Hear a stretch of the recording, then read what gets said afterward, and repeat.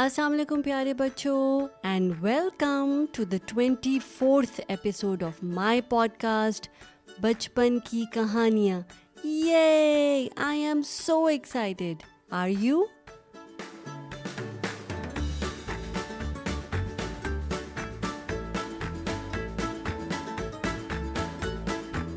और बचपन की कहानियाँ यानी कि स्टोरीज़ फ्रॉम आवर चाइल्डहुड में हमारी आज की कहानी का नाम है शेर आया शेर आया।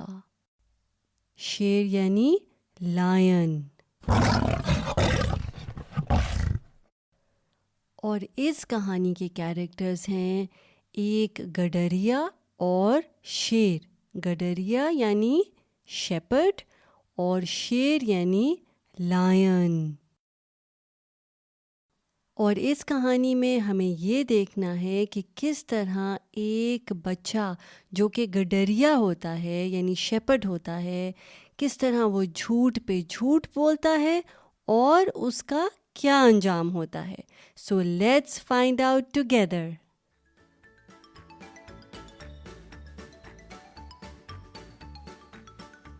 पर इससे पहले कि हम अपनी 24वीं कहानी यानी कि 24th स्टोरी शुरू करें, मैं चाहती हूँ कि आप बहुत आराम से कंफर्टेबल होकर एक जगह पर बैठ जाएं और पूरे ध्यान से मेरी कहानी सुने।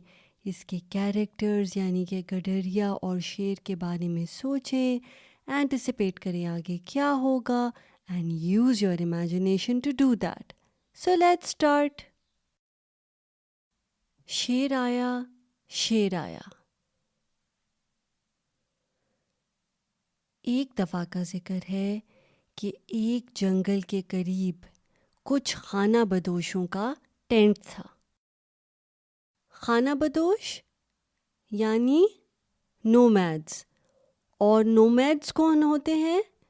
नोमैड्स वो ग्रुप ऑफ पीपल या ट्राइब होता है जो एक जगह से दूसरी जगह मूव करते रहते हैं। They do not have a permanent home. उनका एक मुस्तकिल घर नहीं होता। और वो क्यों मूव करते हैं? वो इसलिए मूव करते हैं कि जहाँ पे उनको बेहतर पानी या फूड सप्लाई या जो उनके जानवर हैं, उनका कैटल है, उसको अच्छी ग्रेजिंग सिचुएशन, अच्छे पैस्चर्स मिले, तो वो वहाँ मूव करते रहते हैं। तो खाना बदोशों का एक टेंट जंगल के पास था। उस टेंट में एक गडरिया रहता था यानी एक शेपर्ड। और शेपर्ड का एक बेटा था जो कि करीब 10-11 साल का होगा। So the shepherd had a son who was about 10-11 years old. गडरिये ने सोचा कि बेटे ने बड़े होकर मेरा हाथ तो बटाना ही है, तो क्यों ना मैं इसको अभी से काम सिखाना शुरू कर दूं। So the shepherd thought to himself that one day my son is going to take up the responsibility of a shepherd anyways, तो क्यों ना मैं इसको अभी से काम सिखाऊं। तो उसने अपने बेटे से कहा कि तुम हमारी कैटल जिसमें शीप और लैम थी, भेड़ें थीं, उनको लेकर ग्रेजिंग के लिए लेकर जाओ, चराहने के लिए लेकर जाओ। So he gave his son the responsibility to graze his cattle. बच्चा रोज़ उठता और जानवरों को चराने के लिए लेकर जाता। So every day the son would wake up and take the animals for grazing. कुछ दिन तक जब वो ये काम करता रहा तो गडरिये का बेटा बहुत ही बोर हो गया। वो 10-11 साल का था और उसने सोचा ये तो बहुत ही बोर काम है। So the shepherd's son was about 10-11 years old and in a few days he got bored with his job. उसने सोचा कि क्यों ना इस काम में कोई मज़ा करना चाहिए और कोई शरारत करनी चाहिए। So he thought to himself that I need to come up with a mischievous plan to have some fun. तो एक दिन जब गडरिये का बेटा जानवरों को चराने के लिए लेकर गया हुआ था तो उसने वहाँ जाकर ज़ोर ज़ोर से शोर मचाना शुरू कर दिया। बचाओ बचाओ, शेर आ गया शेर आ गया। और शेर की आवाज़ें निकालनी शुरू कर दी। So one day When the shepherd's son took the animals to graze, he came up with a plan and started screaming and shouting at the top of his voice, "Help! Help! I need help! There's a lion here! I see a lion! I see a lion!" शेर की आवाज़ें सुनकर और गडेरिए की आवाज़ सुनकर tent के तमाम लोग भागे भागे उसकी मदद के लिए आए. So when the nomads from the tent heard the shepherd's son and the lion's voice that he was making, they quickly came out to help. मगर जब लोग उसके पास पहुंचे तो उन्होंने देखा कि शेर कहीं भी नहीं था. So when people came to help him out, they saw that there was no lion. उन्होंने लड़के से पूछा, कहाँ है शेर? So they asked him, where is the lion?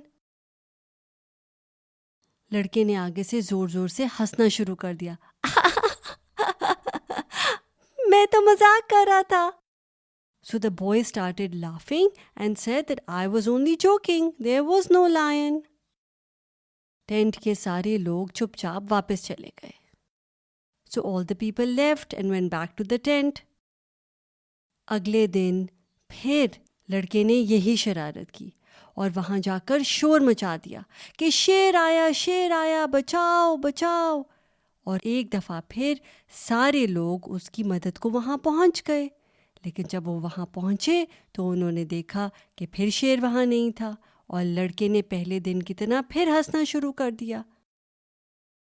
So the second day, the boy did the same thing again. He went there, started shouting and screaming and cried for help. And when the people came, they found out that there was no lion. And then the boy started laughing that I was only joking. इस दफ़ा tent के कुछ लोगों ने उसको समझाया कि झूठ बोलना बुरी बात है और तुम ऐसे मत करो. इस तरह तुम सबको तंग करते हो. So a few wise men also told him not to lie again. They said that by telling a lie, you cause so much inconvenience and don't do that again. लड़के ने उनकी एक न सुनी और तीसरे दिन बेवकूफ लड़के ने दोबारा से यही काम किया. So the third day also, the unwise shepherd's son did the same thing again. उसने फिर शोर मचा दिया, शेर आया, बचाओ बचाओ.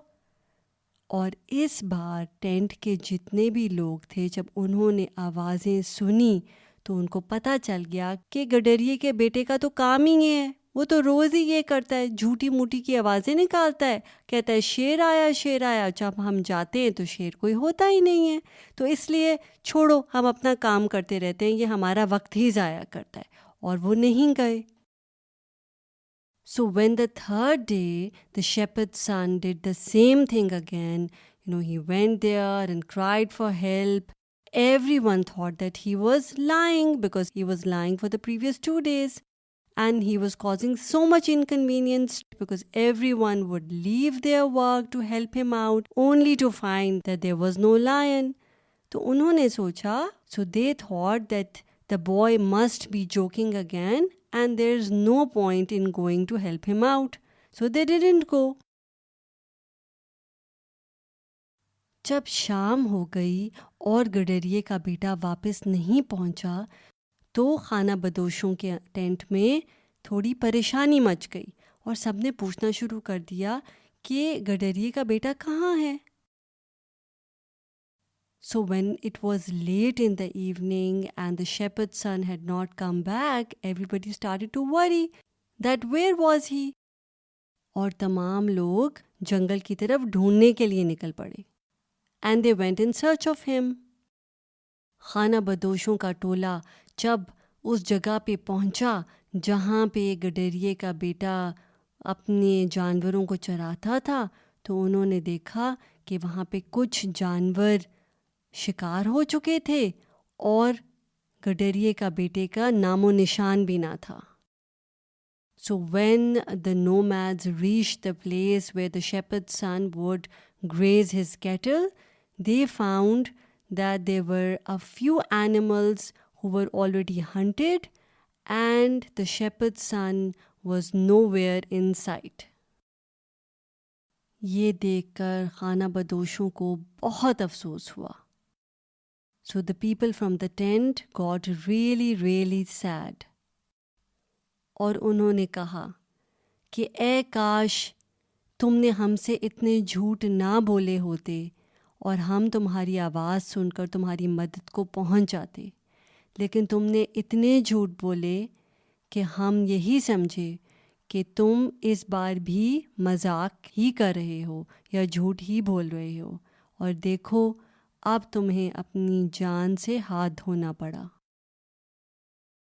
So people thought to themselves that how sad is that we kept thinking that you were still joking and you were still lying as you were lying the previous days, and we did not come for your help even though you were right this time. Because you lied so much, nobody trusted you and came for your help, and now you had to lose your life because of that. मुझे याद है जब मैं अपने बच्चों को भी ये कहानी सुनाती थी तो वो बहुत उदास हो जाते थे. और उदास होने वाली कहानी भी है. एक छोटा सा बच्चा है जिसको शेर ने खा लिया था. लेकिन हमें इस कहानी से ये सीखने की ज़रूरत है प्यारे बच्चों कि हमें हमेशा सच बोलना चाहिए. और अगर आप झूठ बोलते रहेंगे तो फिर क्या होगा कि लोग आप पे ट्रस्ट करना बंद कर देंगे. वो यही समझते रहेंगे कि आप तो हर वक्त झूठ बोलते हैं. जैसे ये गडरिये का बच्चा हर वक्त पिछले 2 दिनों से झूठ बोल रहा था, लोगों को तंग कर रहा था. वो आते थे और कहता था कि देखो शेर तो है ही नहीं, मैं तो मजाक कर रहा था. तो उससे क्या हुआ कि people lost trust in him. They said कि ये तो हर वक्त झूठ बोलता है, इसकी बात सुनने का तो कोई फ़ायदा ही नहीं है. और प्यारे बच्चों ये बहुत ज़रूरी है कि आप लोगों का ट्रस्ट, जो वो एतबार आपके ऊपर करते हैं, वो नहीं तोड़ें. लोगों का एतबार कभी भी नहीं तोड़ना चाहिए क्योंकि उससे आपकी अपनी बात भी जाती है. यानी people are not going to take you seriously and won't be able to trust you anymore with what you say. ये थोड़ी सैड स्टोरी है लेकिन आप इसका लेसन, इसका सबक अपने पेरेंट्स के साथ ज़रूर शेयर कीजिएगा. And now is the time for a quiz. तो गडरिया और शेर किसे कहते हैं? I will count till 5. 1, 2, 3, 4 and 5. जी, गडरिया होता है शेपर्ड और शेर होता है लायन. खाना बदोश, मैंने आपको बताया था ना खाना बदोशों का टेंट था. खाना बदोश क्या होते हैं? जी, खाना बदोश होते हैं नोमैड्स. और एतबार, लड़के ने अपना एतबार खो दिया था ना लोगों के साथ, यानी कि people did not trust him any more. एतबार होता है trust. Good job you guys, you did great. And now it's a time for the teaser, हमारी नेक्स्ट कहानी का. अपनी बड़ाई ना करो. और इस कहानी में एक स्नेल और एक चूहा होता है और चूहा किस तरह अपनी बड़ाई कर रहा होता है और जब बिल्ली आती है तो फिर क्या होता है, ये देखने के लिए आपको मेरी नेक्स्ट कहानी सुननी पड़ेगी जो कि है एपिसोड नंबर 25. और अगर आपको ये कहानी अच्छी लगी है तो आप प्लीज़ इसे लोगों के साथ शेयर कीजिएगा और अपने मामा बाबा से कहिएगा कि वो अपना पॉडकास्ट जिसका नाम है, क्या नाम है जी, बचपन की कहानियाँ, उसको सब्सक्राइब करें, उसको iTunes और फेसबुक पे अच्छी रेटिंग दें, मुझे फीडबैक दें और नेक्स्ट एपिसोड तक अपना ख्याल रखें. मैं हूँ आपकी होस्ट, आपकी दोस्त माविश रहमान. साइन ऑफ करती हूँ. टेक केयर एंड अल्लाह हाफिज़.